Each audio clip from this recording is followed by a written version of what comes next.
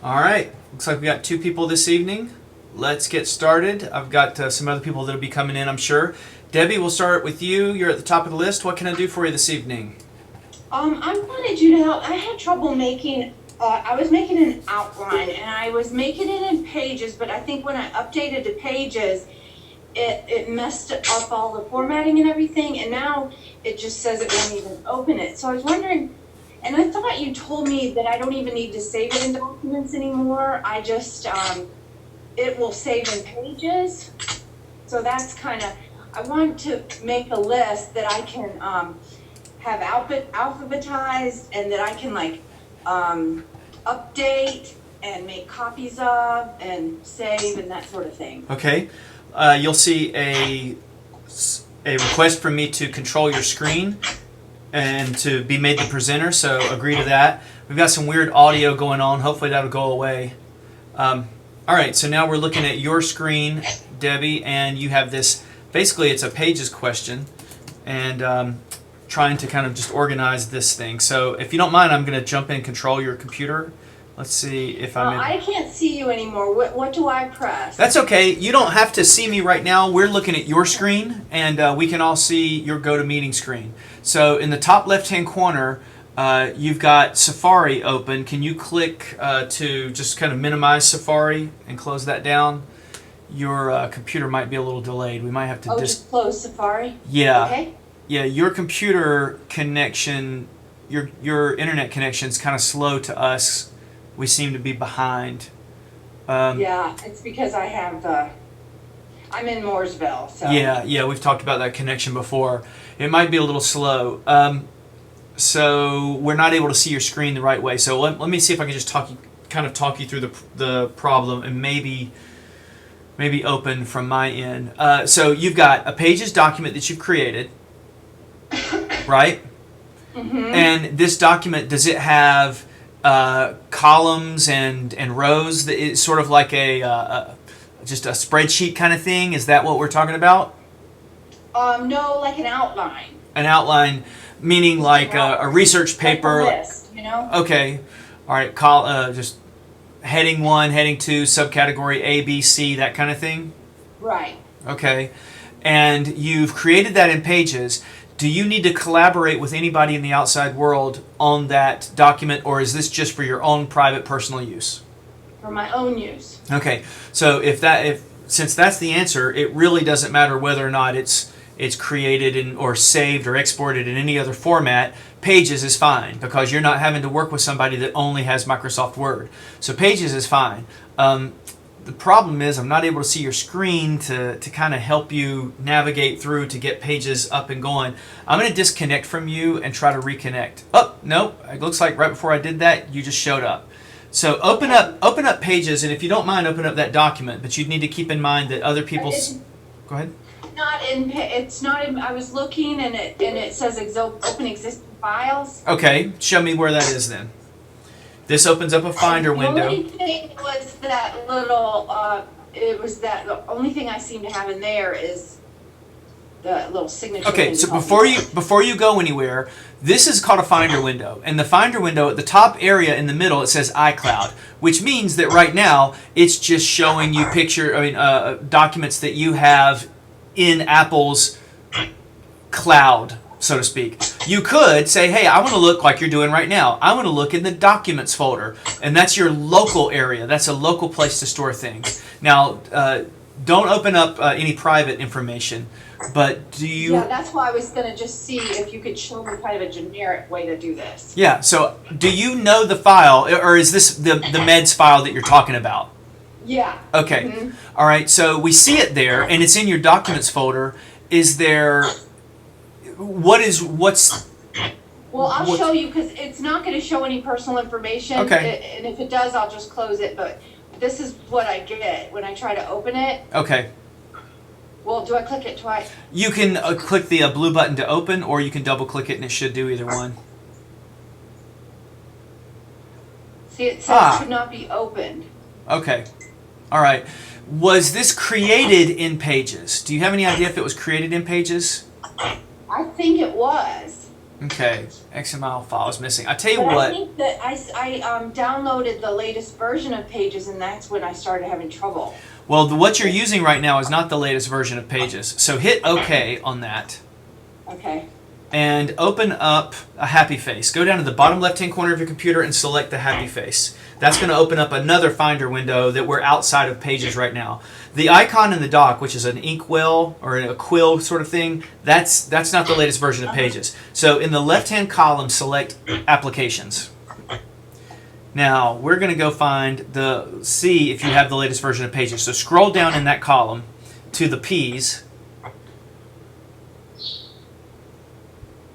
And Okay. all right, and let's close that Firefox. We don't need that. Let's get out of that. Okay, now notice, don't double click anything yet, but you see that icon, Debbie, is different than the icon in your dock. So what I'd like you to do is go down to the dock where the inkwell is with the pen, click and hold, and quit that version of Pages. So click and hold on that, and then choose to quit. Now, we're going to get that out of here. I want you to, once that little dot beneath it goes away, good, it just has, you're going to drag the inkwell up about 5 or 6 inches and then let go, and it should disappear out of the dock. Good. Now, go to the pages that you have open over there, and pull that down into the dock. And put it in the left hand, yeah, there you go, right, and then let go. Excellent.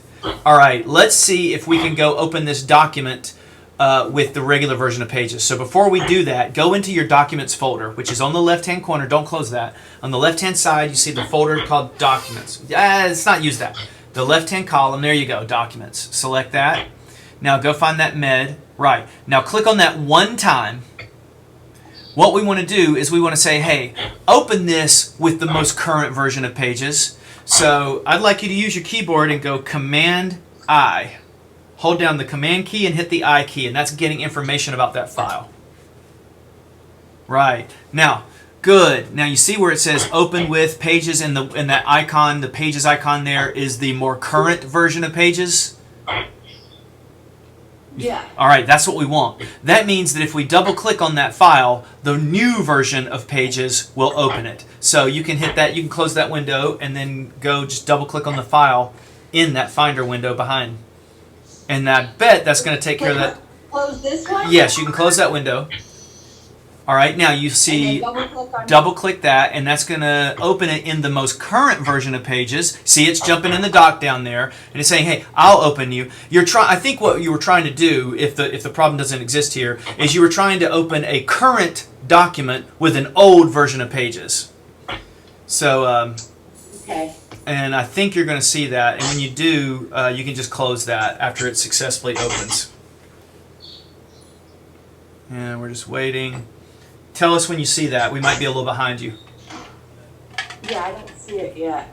It's where it says in the column, the middle column, it's gray. Okay. The type is black, but it's got a little gray. All right. Then up in the top where it says File, there it is. All right. So that's it. So I'll just close it. Yeah, so you can close it there. So that's it. That was the problem. You were using the old version of Pages, and you don't need the old version of Pages anymore. While we're here in your back in your Applications folder, let's see if we can find that old version of Pages so we can get rid of it. So select Applications. Look for a folder in the I's called iWork.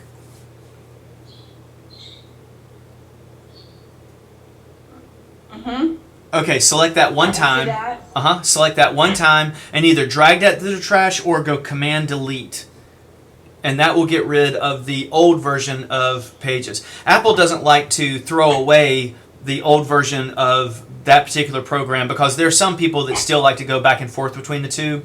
Problem solved, Debbie. I'm going to move to the next person, and if I have time, I'll come back around to you again. We're going to move to Jean. Okay. I've got Jean here. How are you doing, Jean? Can you hear us? And what's your problem?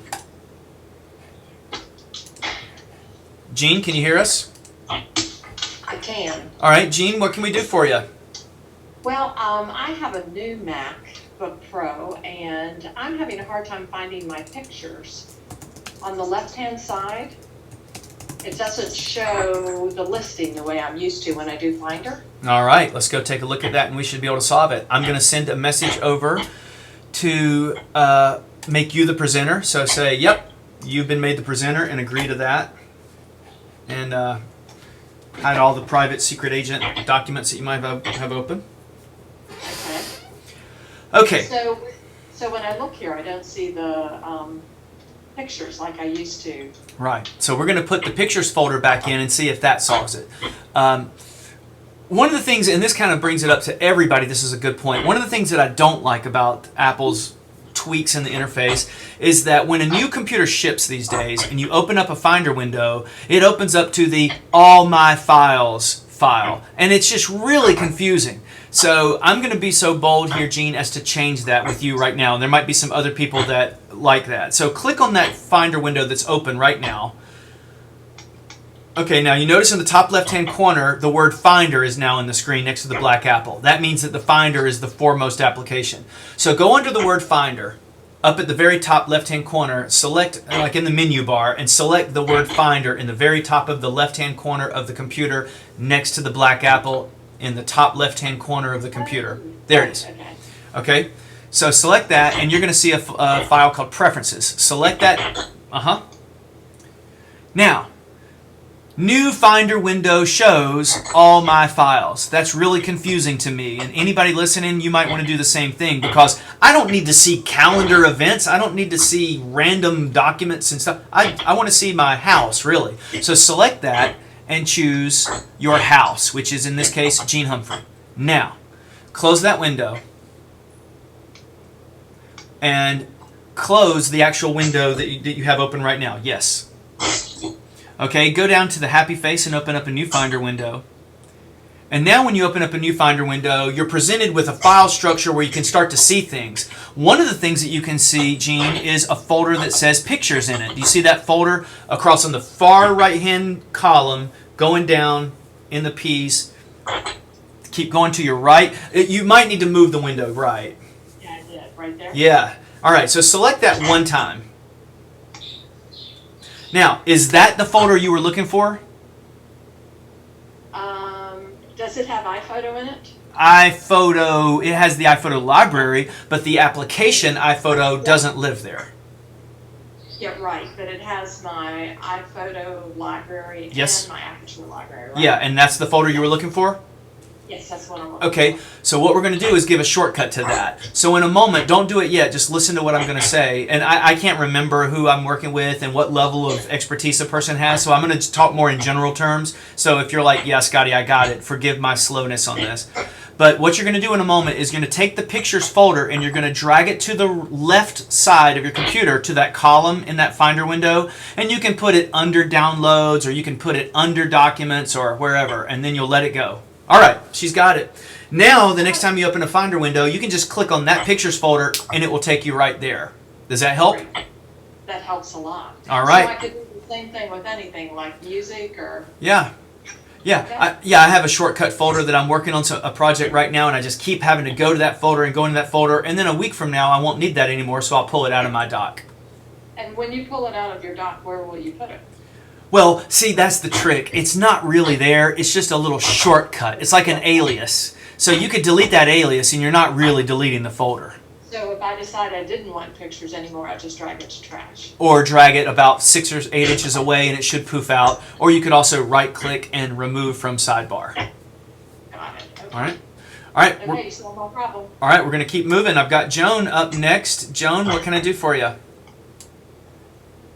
Probably not much. I have the same two questions I've had for 6 months. Then I guess I can't help you. Do you have any new questions? It still takes about 15 minutes on my computers for my mail to come in. And then when I go to quit mail, I have to do the Command Option Escape every time. Those are my problems. So in the past, I'm sure we've talked about deleting that Gmail account and re-adding the Gmail account.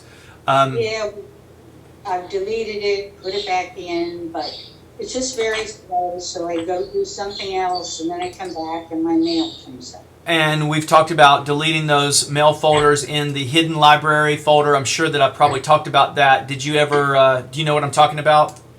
No. Okay, I'll go over that quickly here. So, and this is recorded, so we can always go back and take a look at it on the the channel for anybody that's interested. If I go too fast through your problem, I always post the meeting onto my previous town halls area on my website.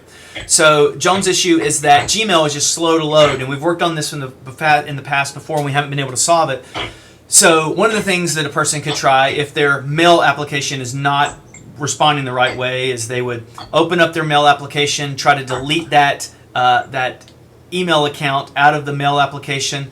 They could go into the system preferences, where like I'm doing here. They would go to internet accounts, and they would, and I'm using the 10.10 version of Apple's interface Yosemite, so it's going to look a little different than yours right now. But if you go to system preferences and you open up internet accounts, on the left-hand column you'll see one of your accounts. You see I've got a ton of accounts here. I need to select the Gmail account and then delete that. That's one thing you could try. In other words, completely remove it from your computer. But it's not really removing it. It's only removing the fact that it was there, not all the residual information. So to find the residual information, in other words, really clear it out completely, there's a lot of things that mail drops in places that you could go to delete. So to do that, we need to go to the users folder, into the hidden library. The hidden library is available by going up under the word go, holding down the option key, and it reveals the library. Remember, I'm recording this, and you can go back and pause every second. Joan? Yeah, I'm lost. And that's why I'm recording it, so that you can go back any second and like pause, so you can just go step by step.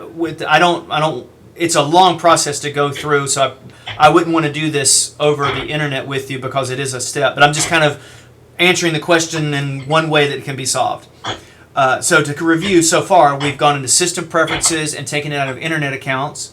You could go into Apple's mail program and go into preferences and delete it out from under the accounts area there. Although depending on the account, it might just send you right to system preferences to delete it out of internet accounts. Or you could do the more broad, the more potentially successful way, and that is to go to your hidden library folder. So again, to go to your hidden library folder, you go under the word go.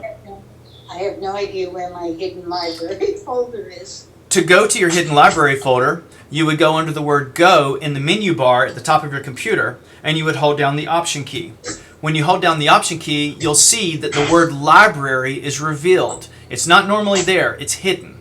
So you would select that. And the reason it's hidden is because Apple doesn't want us to go in and muck around on that. But to solve a difficult problem, sometimes I have to do that. Now, once I'm in the hidden library folder, by having gone to the word go, holding down the option key, I see some cool stuff. One of the things that I see is caches, the cache folder. So if I select the cache folder, I can drill down in here and I might be able to find the cache folder that's associated to my mail account, possibly. So I could go around and look around. Let's see if I can see com.apple.mail. Nope, looks like it's in a different area. So I scroll down a little bit farther and I see mail. Oh, now look at that folder. That's some interesting stuff. That folder is the folder that contains all of your old email account information, whether or not you deleted it. If you deleted it out of your computer, it's still there. See, there's all this stuff. And there's a folder there's an account I deleted, but that stuff is still there. So I could take that file and I could delete it and say goodbye. Then when I re-add the account, or re-add the Gmail account, it might repropagate that into my computer in a healthy manner. So in other words, what I'm saying is, if you go down into the hidden area and you delete the Gmail account out of this stack of email here, when you re-add it, it rebuilds it in potentially, hopefully, a more healthy way than it's working right now.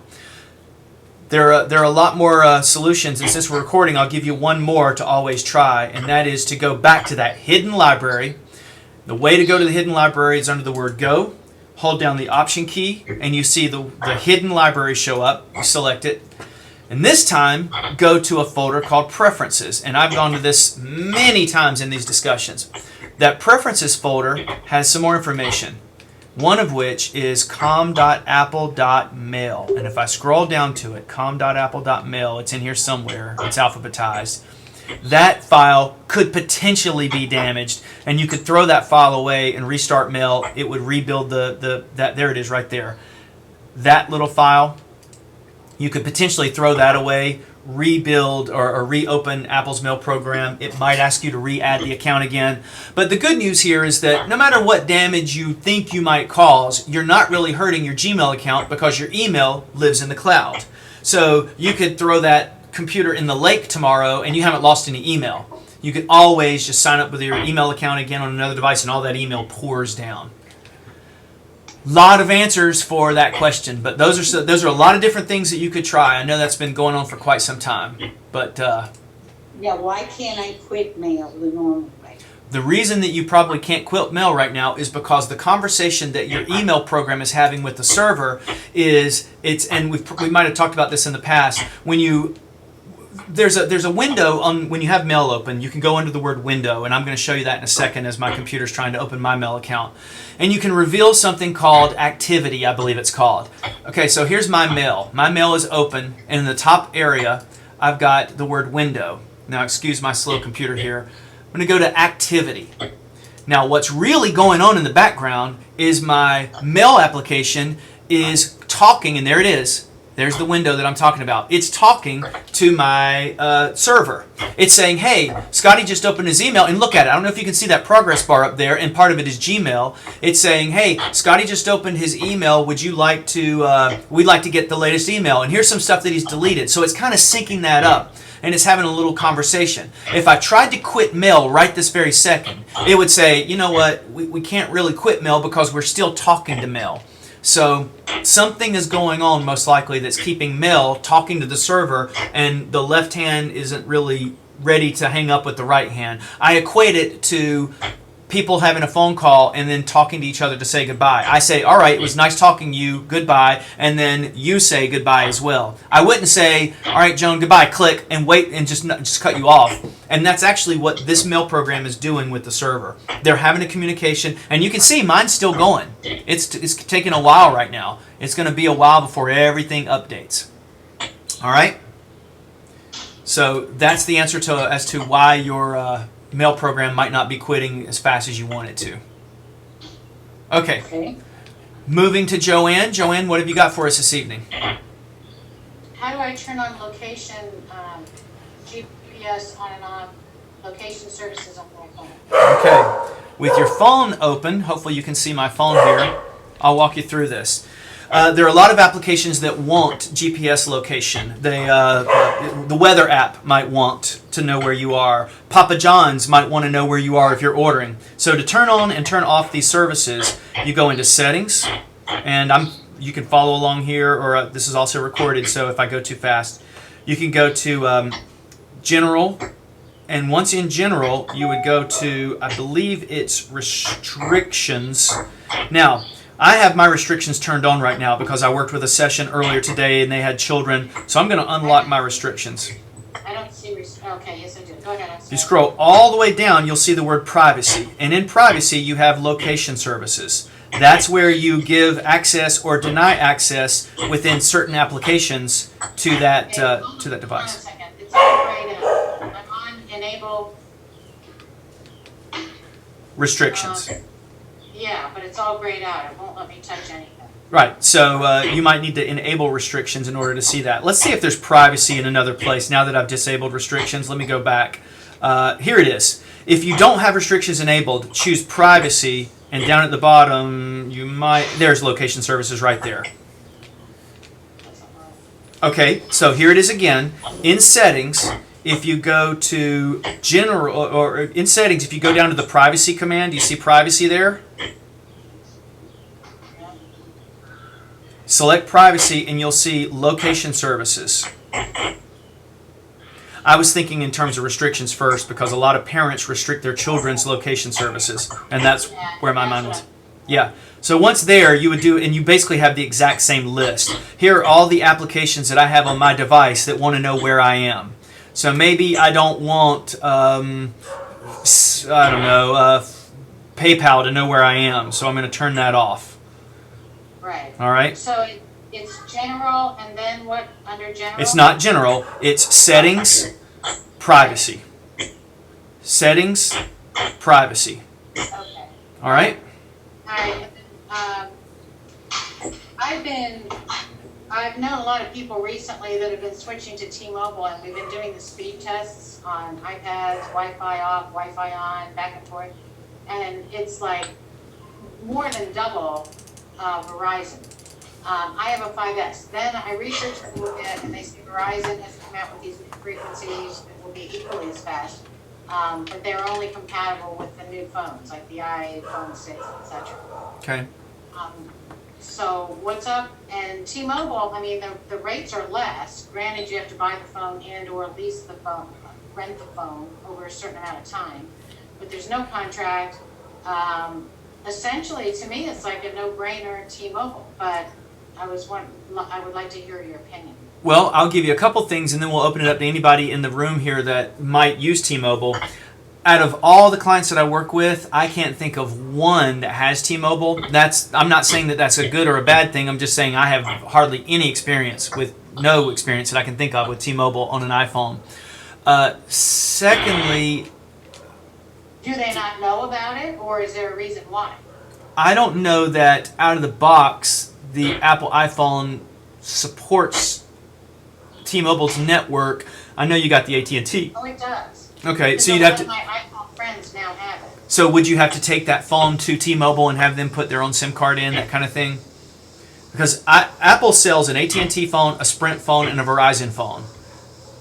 And then I think you would maybe buy one of those carriers' phones, and then they would alter it to run on the T-Mobile network, if I'm not mistaken. You have to buy T-Mobile phone. I don't know. They didn't take in their phones. They ended their T-Mobile bought them out of their Verizon contract. Okay. They bought the phone. They either pay for the phone or you lease it for like $25 a month for 6 months, and then you can upgrade to the next phone or whatever. So, I mean, but the service is cheaper, and there's not one speed test that has not been at least double. So if you're happy, if you think you'd be really happy with that, the next thing you want to do is ask them what their coverage is like. And I have no. Oh, it's everywhere. In fact, you can text free, you get free data all over whatever country. I mean, all over the world, except for a limited few amount of countries. And it's unlimited texting in those countries. It's unlimited data. I think after 3 gigs, it slows down. Yeah. But it's still data. It's a German company. It's based out of Europe without all the U.S., I guess, restrictions. I don't know. Yeah, I just don't have any experience with T-Mobile and kind of any. If I had some good feedback or bad feedback, I'd share it. I don't have anything. Is there anybody in the room here or in the meeting tonight that's using a T-Mobile phone? No. No. I was trying to get an expert opinion because I've been looking at this for a while, and it's like a no-brainer to me. Of course, I haven't switched because, you know me, I'm always the pessimist, but from everybody I know, it's like a no-brainer. And then my computer guru friend says that Verizon has a new frequency, has updated their frequencies, and now has something that will be compatible with the newer phones beginning with the 6. So here you can see the store that I've loaded up. They sell the 3 different carriers, or you would buy the phone full from, if you're going to do this with Apple. Now I'm sure T-Mobile has got their workaround where they buy it and then you kind of rent it or whatever from them. But the difference then is that you're paying full price. So the Apple iPhone right now at this price is subsidized. At this price, this is the full amount of the phone. So yeah, if it's good coverage. You can pay like $25 a month for the phone, and in 6 months or whenever you want, upgrade to the next phone. Yeah, well, that So sounds you're great. basically just, like renting the phone. Yeah, just like the others, in a way. Except at the end of that contract, AT&T, Sprint, Verizon, you keep your device. But either way, I mean, that sounds good as long as the coverage is good. As far as speed goes, I've been pretty happy with my LTE speeds in the Charlotte area, but you're north of the Charlotte area. I don't really know enough about that area to say, yeah, it's fantastic. Wherever we've gone, it's been like double. All over, Valentine's, Yep. South Park, Well, everywhere. go for it. I don't know. I'm staying where I am because I have to be convinced, but it just sounds almost too good to be true, especially with the free texting and data and the free texting all over the world, and I was just wondering. Well, if you've heard it. you got to think about it like this too. T-Mobile is not in second or third place; they're maybe in fourth place. So they got to do radical things to get themselves kind of on the market a little bit. So maybe it is a great thing. I don't know. I just don't have That's what enough. I was wondering. Yeah, I don't have anybody in the Charlotte area, or I've probably 1,500 clients altogether, and I can't not think of any one person that's got it right now off the top of my head. I'm going to move on to Julia. Julia, thank you for being patient. I'm going to try to keep moving through the list for anybody that's listening in tonight. Julia, what can I do for you this evening? And Okay, you got me listed as Julia, but I'm Judy. I'm sorry, Julia. All right, It's Judy. simple, Judy, I hope it's a simple question. On my iPhone, I want to show only certain calendars. Like on my computer, I have some calendars that I just like to hide, and I can't figure out how to do that on my iPhone. Okay, so here I'm looking at my iPhone, and I've got my calendars on the front page. So I'm going to select my calendars, and I might have calendars that I pulled in from Google. I might have 5 calendars from iCloud. I might have a subscribed calendar. So what I need to do is change that or hide that a little bit. So I need to go to the word calendars on the bottom area and select it. Now once I select calendars, I see sort of a little secret area. There, so simple. Yeah, and then you just uncheck whatever you don't want. So if I don't want to see that family calendar, I turn that off, and it doesn't show up in my iCloud. Or it doesn't show up in my calendar. All I right? look everywhere but there. I knew you'd have a simple answer. That's it. Sorry you had to wait. We're going to keep on cranking through. That's okay. I'm just going to listen to everybody else after this. All right, great. I'm going to move. No problem. I'm going to move on to Mike. Mike, you're using I think you're using Safari to join in. Mike, can you hear us? And can I hear you, Mike? Yes, guys, good to hear you again. Yeah. What kind of? Mike's using the Safari browser to join the meeting tonight. If it gets to the point where we might need to look at your screen, Mike, or then we might need to have you download GoToMeeting. But right now, Mike, do you have anything for us that you want to talk about or some questions? No, Scotty, I was just wanting to see what your meeting was all about. You know, we worked together in the past, and I'm thinking I need to re-engage with you. So I saw your invitation, so I just decided to chime in. This is it. You can see we're moving quick. All right. So, yeah, and like I said, I always record this and I post it up to my previous town hall section so that you can go through all the large library of hours and hours of stuff.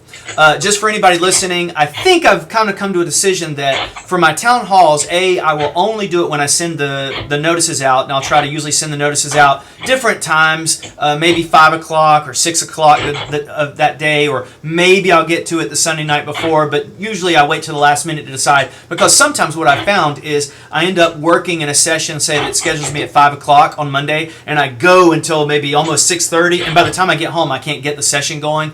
So always think you'll join if you see a reminder that comes out. The other thing is, I think from Memorial Day, and I might write this up, but Memorial Day to Labor Day, I'll probably not do during that time of the year, because historically, every year that I do this, I tend to end up not wanting to do town halls through Memorial to Labor Day, because that's, it's still sunny outside, and I got other things that I want to do. So keep that in mind. Moving on, Steve, you're next in line. Steve, what can I do for you? Go ahead, I'm just listening. All right, we're going to move over, and I'm going to jump up to Ann. Ann, what can I do for you this evening? Hey Scotty, can you hear me? Yes, I can. Okay, not sure this is really related. I have my coach out in Arizona that calls in and we all get on the phone and listen at once, right? Yeah, something real similar to this kind of thing, except you download their audio as a podcast. Right, but sometimes she does these free calls. I have Yeah. a town hall meeting for my computer going, and I've got it on mute. So anyway, so you got to Give me just a second. I'll take care of that. Okay, keep going. Ann. Okay. Sometimes she does something called a free call where they do not record it, and she did it today, and I got disconnected like 3 times. So she's going to do the call again on Thursday, and I would like to know, is there some way I could record it by my phone or computer? I mean, what could I do? It's not something she's going to actually record this. So what you really want is a way to record audio that's coming through your computer. I'm going to give you a long answer and then a possibly shorter answer here in a second. Well, the short answer would be, the easiest would be yes. Okay, and I may have you may not understand me. I have to call it in on my phone. I'll always listen to it on my phone.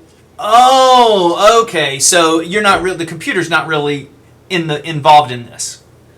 I guess I probably could do it on the computer, but I usually just call up the number, dial in the code, and then listen to it on because I can walk around with it on my headphones. Yeah. I don't, without being a little bit more elaborate, without getting an audio splitter, like if you're only listening to the content through your phone, then the only way that you would do it without getting a computer involved would be, unless you're the FBI and you subpoena the audio records of the phone call. But you could get an audio splitter, like an 1/8 inch jack out, like your headphones. One would go into your headphones, and another would go into some sort of digital media recording device. Some sort of, I mean, they have handheld recording devices, like almost like a not a tape recorder anymore because nobody uses that, but some sort of recording device that the audio would feed into. If you wanted to call in through Skype instead, that would give you the platform that now you could use your computer, and maybe you could use some things on your computer to do that. If you called in through Skype on your computer, then the audio would be coming through your computer. Now, obviously, you're not walking down the street with this, but one way, there are two ways that just come to mind right off the top of my head to record audio. One is Audio Hijack. Audio Hijack is a piece of software that one purchases from a company called Rogue Amoeba that will record audio coming through your computer. It's probably like $15 or something. One of the things that Apple wants to avoid is the ability to record things on your computer digitally, because if I can do that easily, then I could just play Bob Dylan's greatest hits and make a copy of that, or I could stream music and make a copy of it, or I could stream Netflix and record a copy of it. So the computer companies have to make this a little bit difficult so they can kind of fit into the nice rules that they have to abide by. Audio Hijack would do it. So you would turn on Audio Hijack and you would listen and record that way. QuickTime might actually do it itself. So if you opened up QuickTime, and I don't think I've opened up QuickTime in this version of the operating system. QuickTime is a piece of... Let me interrupt you a second. I may be able to go back and look and see if I could not do like what we're doing right now, but I think there is a way that I've seen it says you can listen on your computer, but like I said, I've never done that. So I think that we could indeed do that. Yeah, you could, instead of using Skype to dial in or call in, you could probably use a link that would then be, she's maybe streaming it over the internet. So you could look at that, Audio Hijack and check that out. QuickTime, let me see if I can get QuickTime to open here. Come on, QuickTime, open up. QuickTime is a program that's embedded on every Mac. It comes with every Mac. And it has the ability to do some recording. Like right now, I'm recording everyone's voices and things, so I'm doing what you want to do, but I'm using a subscription-based piece of software to do that costs more than you probably want to invest in. So there are ways to do it. It just depends on how much you want to spend on it. Let me see if I can go find QuickTime. QuickTime should do it though. QuickTime should record the audio. Once you open up QuickTime, and I'm trying to get to it as quick as I can here. Let me see if I can get back to it. Do I need to write this down where you're I'm going to record it, so I'm recording this, so you can always go back through my previous town hall section. But I'm going to go to my applications folder here, and I'm going to find QuickTime, and let's just give it a shot here. Now this is the beta version of Yosemite, so it wouldn't surprise me if QuickTime's not even in it. There it is. So I'm going to open up QuickTime, and hopefully they've got it finished out. It's pretty close to being done. They're going to release this in October, so it's real close. Okay, so I'm going to open up QuickTime. I've got QuickTime open. I'm going to try to go new. There it is right there, new audio recording up at the top. Now if I select new audio recording, I need to tell the computer, hey, don't listen to my voice. You see it's listening to my voice right now and bouncing around? What I want to do is say, instead of listening to my voice QuickTime, listen to the speaker system in the computer. So to do that, I need to change the sound source. So I'm going to open up my preferences, system preferences that is. I'm going to go to sound. Once I'm in sound, I'm going to select maybe internal speakers. There's my input. See? Line in. That's what you would select. Now, if I click that right now, everyone would stop hearing me because I don't have a microphone connected. And you don't need a microphone for this. I'm just saying that there's no way that you would hear me if I click that right now. So that could do it. So I would play around with opening up QuickTime, going up under File, selecting New Audio Recording, and see if it will record this meeting. It might do a good enough job just with hearing the speakers itself without even having to make any changes. But if you want maybe a little bit better recording, go into System Preferences, select Sound, go into Input, and change the input. All right? Okay. I know it's a lot, but... I can go back and listen. Yep. Okay, I'm going to go to Daryl. Daryl, what have you got for me? There's a lot of great questions tonight. You're going to stump me, I'm sure. It's like Joan did. What have you got? I won't stump you, Scotty. I have a like an alias name that I type in, and then it produces a longer name. Yeah. Okay, and I want to change it. Oh, good luck. Like give you an example. If I type in DVO, it types out Daryl. I understand. I'm going to pause you. Which device are you talking about? Your computer or your iOS device? Computer. Okay. All right. Keep going. MacBook Pro. I'm sorry. Okay. So I use a program called Text Expander, which is made by a company called Smile on My Mac. I'm guessing you're not using Text Expander. How are you inputting your keyboard shortcuts? Is that in System Preferences? Do they have an area on the computer for that, built into the operating system? That's what I'm asking. I don't remember how I did it to get rid of it. By the way, for any of you who, I'm going to kind of answer another question while we're on this real quick. It's easy to do on the phone. On the phone, you go into System Preferences, you drill down to, I think it might be under General, and then you go to Keyboard. And once you're in Keyboard, you can enable shortcuts, and you can see I've got different shortcuts there that you could then type in, like, I do a lot of this where I'm having a conversation, and one of you might get this one day. So I might type in RRUN, and then that propagates, that pushes up this whole thing there, so that I don't have to type this whole thing. It's a common thing that I type every day if I'm getting ready to, maybe I'm running ahead of schedule, so I throw that in.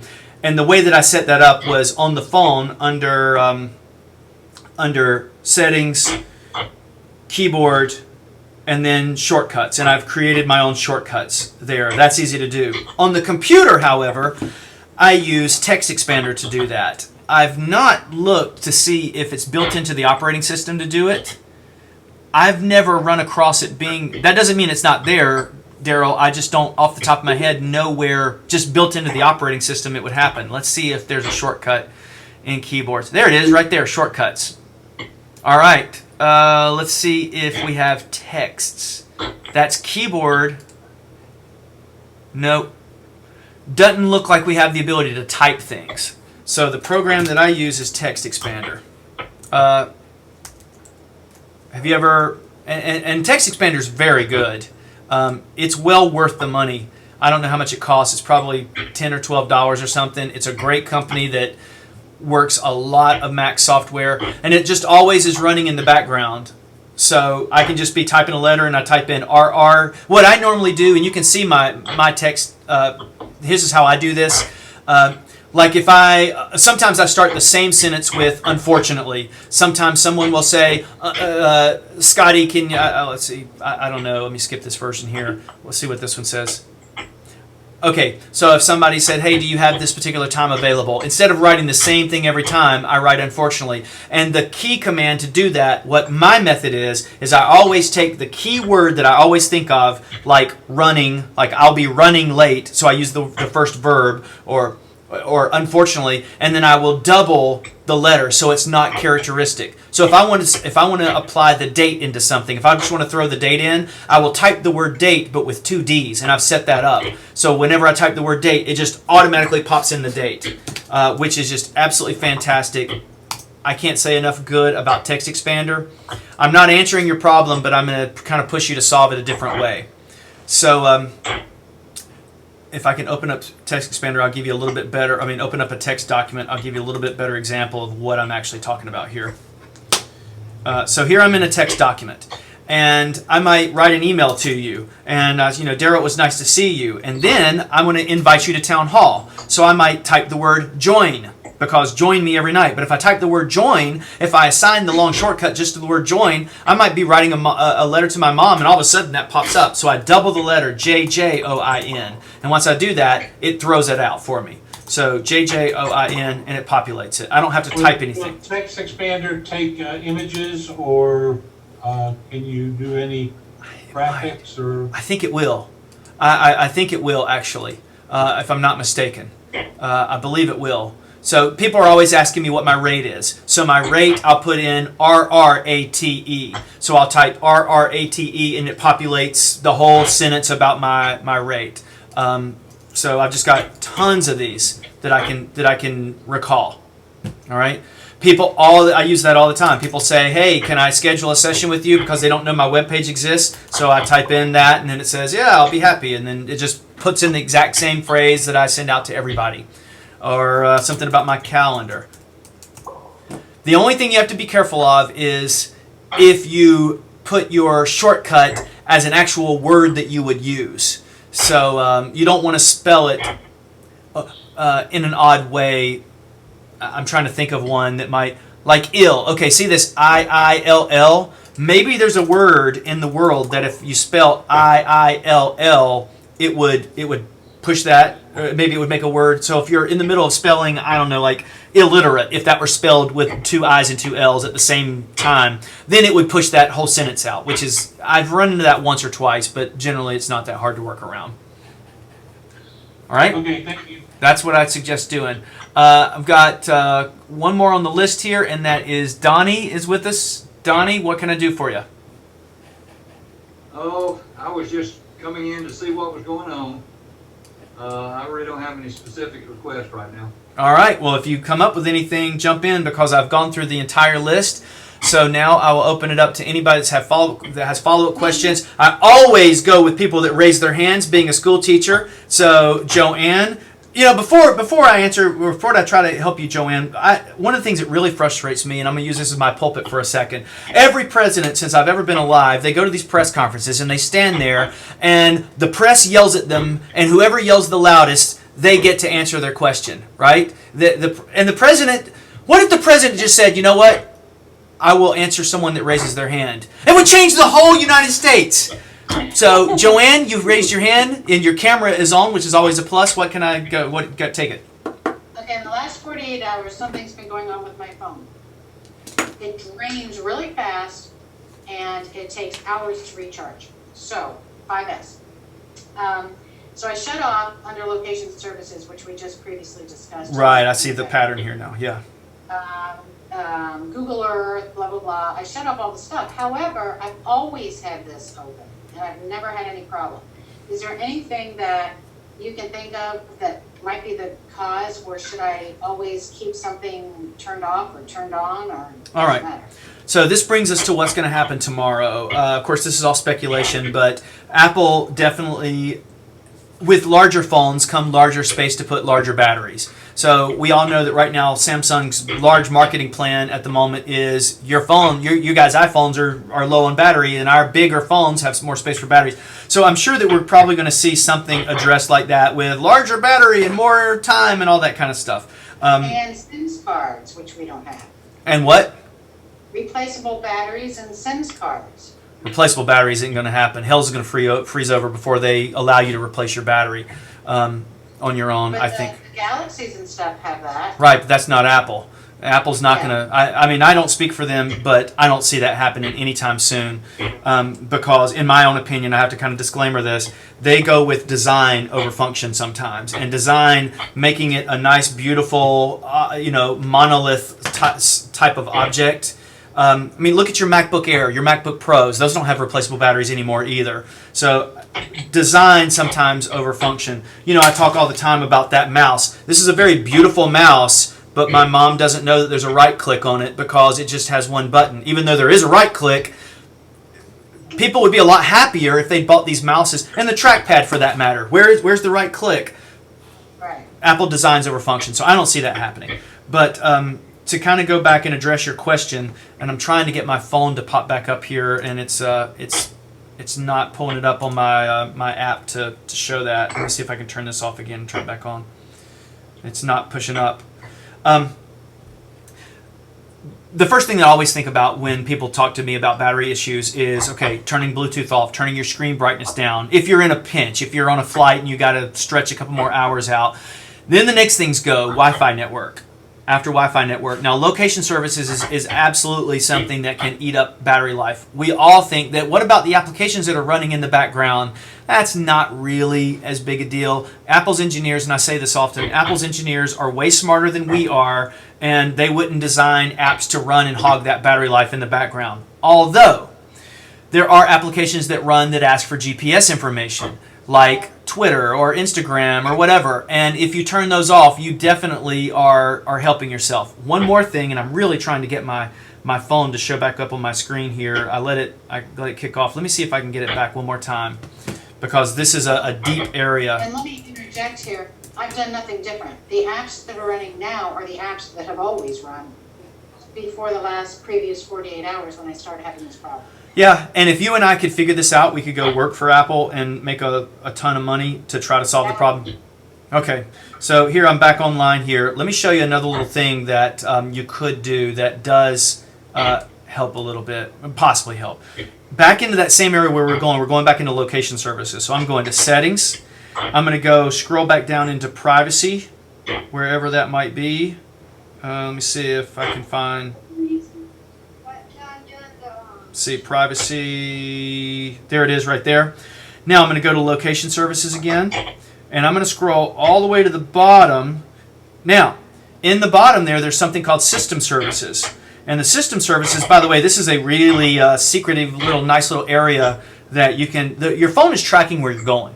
And if you wanted that to be off, like frequent locations to keep up, if I click this button, you're going to see where I've been lately. Okay, these are the places that I've gone. I was up in the Denver area, up in the Lake area. I was in Richfield, and more specifically, I could narrow down into Charlotte. And look where it's kept up with me. You can see, places that I've been very, very recently, including addresses that I've gone past or parked my car in front of, that kind of thing. So you could go and turn off those location services at that level, and that would save even more battery life. So to answer your question, Joe, in a long way, we were talking about, hey, turn off the fact that AT&T asks for turn off the fact that NASA wants to know where you are, turn off the fact that Motion GPS wants to know where you are. Go down, go into system services, and now you have a whole new area of places that your phone is asking for GPS information. All right? Mm-hmm. So why in the last 48 hours is everything so different? I have no idea. I can't. I don't. Maybe if I hung out with you for the last 48 hours, I might be able to find a symptom. So, but I don't know. I don't have possibly enough information to answer that. Yeah, I was thinking I might have switched something inadvertently. I don't know.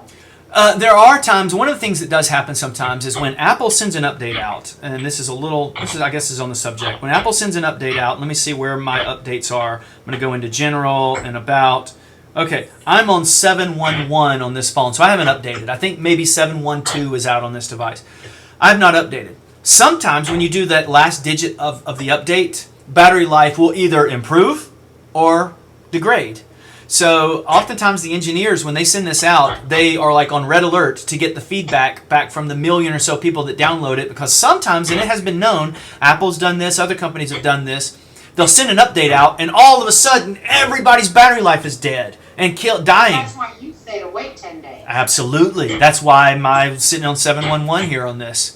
Because I make my living on this computer, on this device in my hands right here. I don't make my living on the computer that I'm using right now, so this is a beta machine. I can throw the newest version of the software, or iOS 8 on an iPad. I don't make a living on that, but I do make a living on this, and I do make a living on my computer that's to the left of me here, which doesn't have the latest version of the beta software.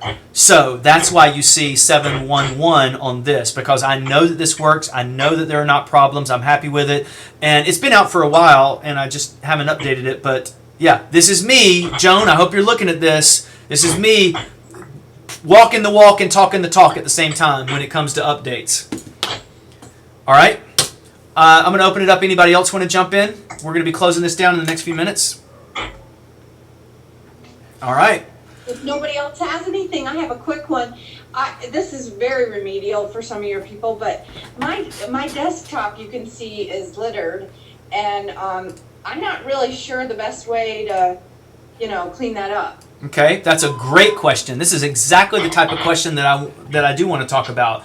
So let me litter my desktop real quick. Let me throw some litter on here in a small little way here. All right, so now I've got stuff all over my desktop.